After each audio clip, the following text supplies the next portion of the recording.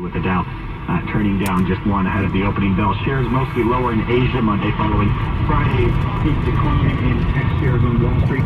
Markets had only a muted reaction, if any, to North Korea's announcement that it would stop nuclear and missile testing. Let's bring in our regular guest, Chris Versace, the Chief Investment Officer at Tematica Research, author of Cocktail Investing, as well as the co-host of the Cocktail Investing podcast.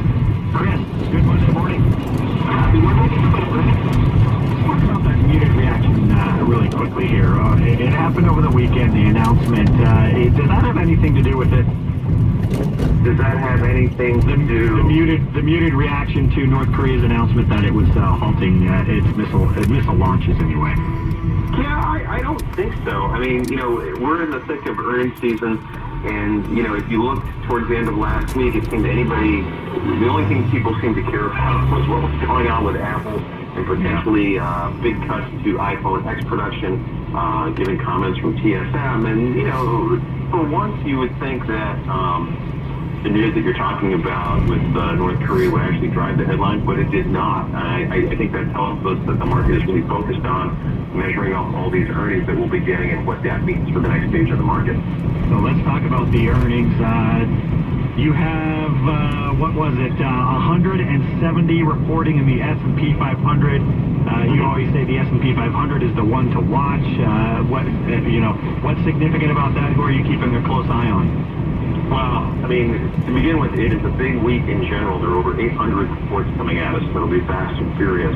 Again, the backdrop is trying to understand what the earnings expectations likely to be revised to for the S&P 500, which you're correct, I think it is the barometer for the stock market. So if you have 170 out of 500, that is a pretty healthy number. So that's what we'll be focusing and trying to tally those numbers really as the week goes. And what it means is by the end of the week, we'll have a pretty good sense if our current earnings expectations calling for the S&P 500 to grow earnings 18% year over year in 2018, is that on track or not? Yeah. Coca-Cola, Verizon, Caterpillar, I mean, those are the big ones. General Motors. You also have... Those are the big ones, but, it's also going to be fast and furious for tech. We've got Alphabet, Google after the close. We'll have Facebook, and I think a lot of people will be watching that one in particular to see, over the last several weeks, has there been any impact in terms of advertising rates, in terms of usage metrics, given all the brouhaha, if you will, over user data and privacy. That's going to be critical to watch. Yeah, it should be interesting to watch. Walmart is close to a $12 billion plus deal for Flipkart, trying to finalize a deal to buy a majority stake in India's leading e-commerce company. Why is this significant? What does Walmart want with an e-commerce company? Well, you have to remember, Walmart is trying to really go toe-to-toe with Amazon. Amazon has been really expanding its toehold, if you will, not just in the U.S., with increasing Prime services, but across the globe.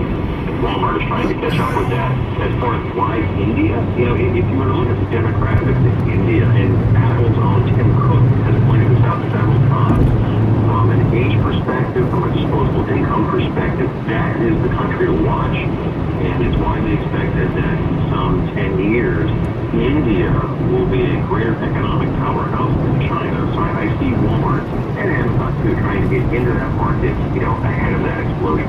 Yeah.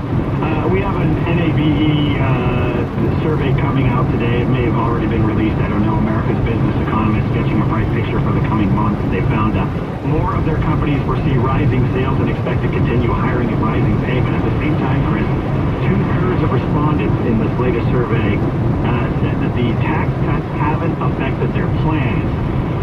They suggest that the global economy and some of the measures put into place after the 2008 financial crisis have really helped spur growth. Well, it's funny. I go back to something that came out when about a week ago when JP Morgan and all those banks were reporting, and there was some commentary that's saying that they too have yet to see the positive stimulative effects of tax reform. But we are seeing companies that are starting to report much better than expected their bottom line numbers because of the impact of tax reform. what I expect, Matt, is this is going to be like when the Fed increases interest rates or decreases interest rates. There's a lag effect. Let's be honest, anybody who expects, the tax reform switch to be flipped and see something within 30 days or 60 days, businesses don't move at that pace. So I do think it's going to be an ongoing bitter story, easily through the first half of the year, most likely into the third quarter as well. Should be interesting to watch. 65% of those NABE respondents said their companies haven't changed hiring or investment strategies because of the cuts. 68% said the tariffs on steel and aluminum aren't altering their hiring or investment plans either. So that'll be interesting to watch too as they try to sort that out. Chris, we appreciate your time as always. Thank you so much. You got it, Matt, right? All right, Chris Versace is the Chief Investment Officer at Tematica Research, also the author of Cocktail Investing, as well as the host of the Cocktail Investing Podcast. You can find Chris every Monday and Thursday at this hour right here on America's First News. Global shares mostly lower Monday following Friday's steep slide in tech, as I mentioned there. American business economists sketching a bright picture for the coming month.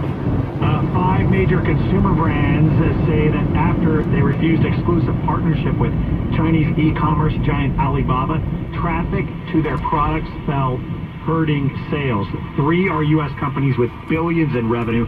Alibaba says it offers perks for exclusivity, but has never punished anybody. So that's something to watch as well. U.S. brands saying the Chinese commerce giant Alibaba punished them. And weaker signals from the economy and worries about a trade war between the U.S. and China mean the European Central Bank is in no hurry to start withdrawing its monetary stimulus. That means borrowers and businesses will live with central bank interest rates at zero for a while anyway. And General Motors said Monday that it's reached a tentative deal with the South Korean labor union on measures to cut costs and allocate new car models to GM Korea factories.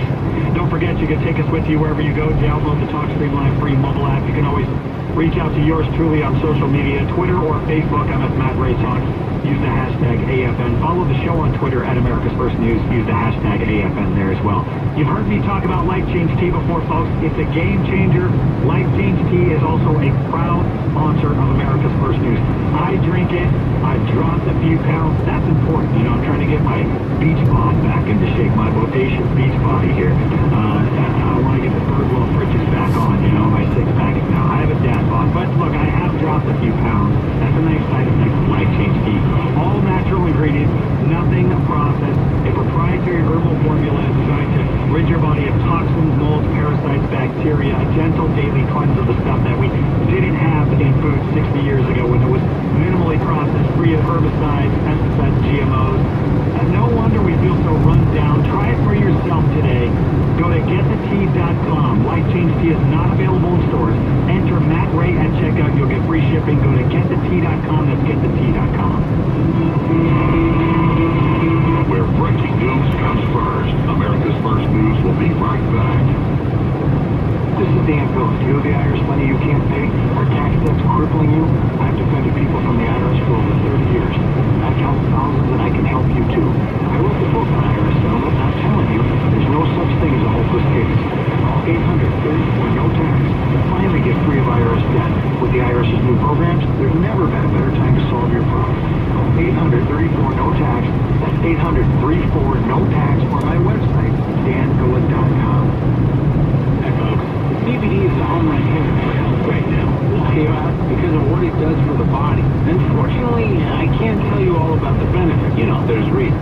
Do your due diligence and log on to ancientlifeoil.com. That's ancientlifeoil.com. Ancient Life Oil uses organic ingredients and is blended in coconut oil for some of the best benefits. Legal in 50 states and non-psychoactive. Log on to ancientlifeoil.com. That's ancientlifeoil.com.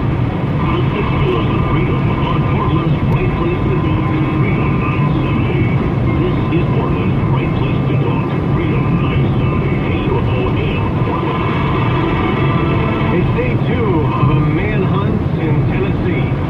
Police searching for Travis Weinking, the suspected Waffle House killer. He shot my buddy who was trying to run down the sidewalk, and then I jumped to the ground around my car, and then I could see from underneath my car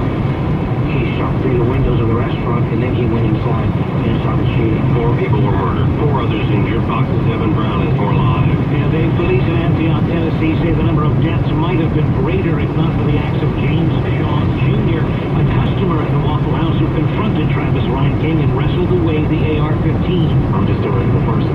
Shaw's been telling reporters he's not a hero.